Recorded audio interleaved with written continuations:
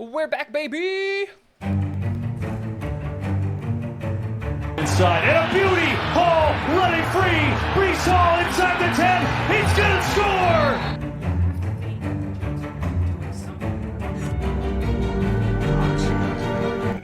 What is going on, guys? Welcome back to Talking Just with Tigo. My name is Tigo, and I decided that, you know what, I was going to take a couple of days over the weekend off with the bye week since there wasn't a Jets game, there wasn't anything, really hang out with the baby and the wife, and it was honestly a good time off, but we are back making videos. Guys, a couple of announcements before we get into the video.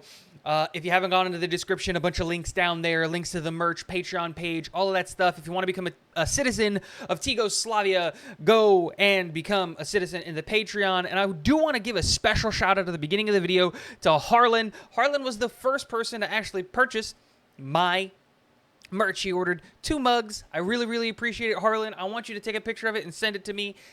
Great shout out, and I really do appreciate you doing that and helping the channel out. Guys, if you do anything to help the channel out in any kind of way, you're going to get a shout out in the video, whether it's at the beginning or if you're a member of the Patreon, you'll get to the roll credits at the end. Guys, these videos are brought to you and sponsored by you, the viewers. But let's hop into the video. Guys, obviously we know that the New York Jets didn't play a game on Sunday or Monday, obviously, and after watching all of the games and all of that stuff, there's only one conclusion that I have. The New York Jets somehow were able to win the bye week. Let's talk about how we won the bye week. So first off, and I think the thing that's on everybody's mind, everybody's been talking about it for 2 days. I haven't made a video, so I'm going to make a video on it now is, you know, the Bills lost to the Vikings. It's a big deal. You know what I mean? This is a big deal for 2 reasons. One, because the Bills lose in our division, dropping them now to 3rd place in the division. And everybody in the division is above 500, which is insane. If the playoffs were to start right now, all 4 teams in the AFC East would make it to the playoffs, which is absolutely insane. But the Bills now are 6-3. The Jets are now 6-3. The Dolphins unfortunately won, so they moved to 7-3, but they have their bye week this coming week. So the Jets are now playing this upcoming Sunday against the division rival in the New England Patriots and for the first overall spot in the AFC East. And depending on how things go, we could legitimately be competing for the number 1 spot in the AFC. We'll have to see how that breaks out and what happens, but the Chiefs are playing the Chargers. And while the Chiefs, in my opinion, are probably the best team in football, stay tuned for my power rankings coming out probably a couple hours after this one.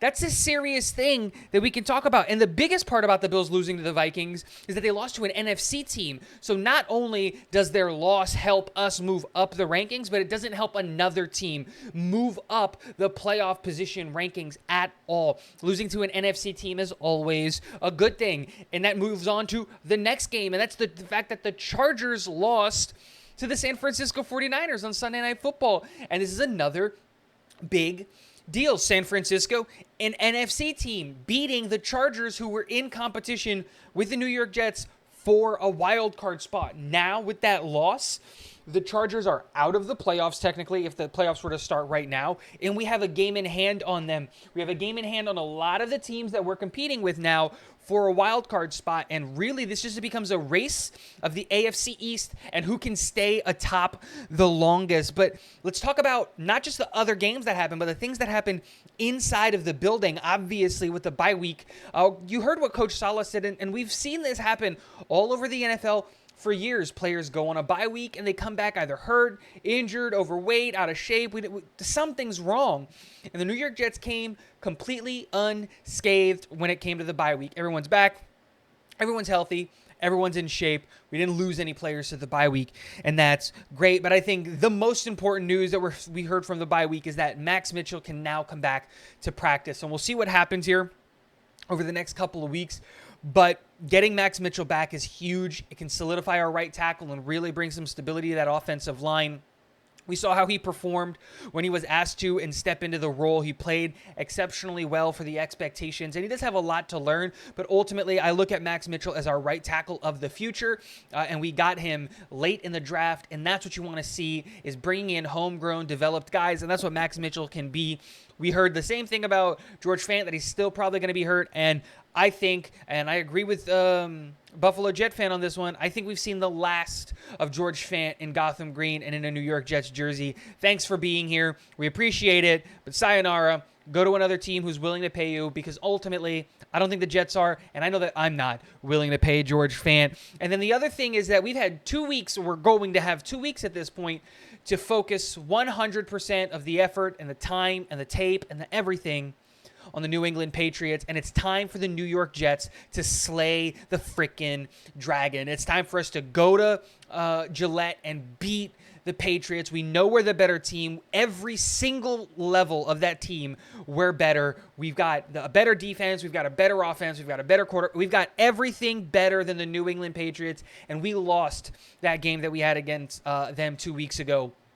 So let's not do that, or 3 weeks ago, I guess, at this point. Let's not do that again. Let's win for the first time in Gillette Field. I think the last time was in 2008. Let's break the curse of the not winning a game against New England, and let's put ourselves in first place in the AFC East, and let's hold on to it. It's now a race to the top, and whoever drops a game is going to fall farther behind. We've got a three-headed race in the AFC East. I'm not counting the Patriots. They're not real. And the only way that we can stay atop of that is by winning games. This team can do that. Guys, let me know in the comment section below, what did you think of the bye week? How did the Jets come out as winners? Do you think we came out at losers on anything? Let me know in the comment section below. And last but not least, go Jets.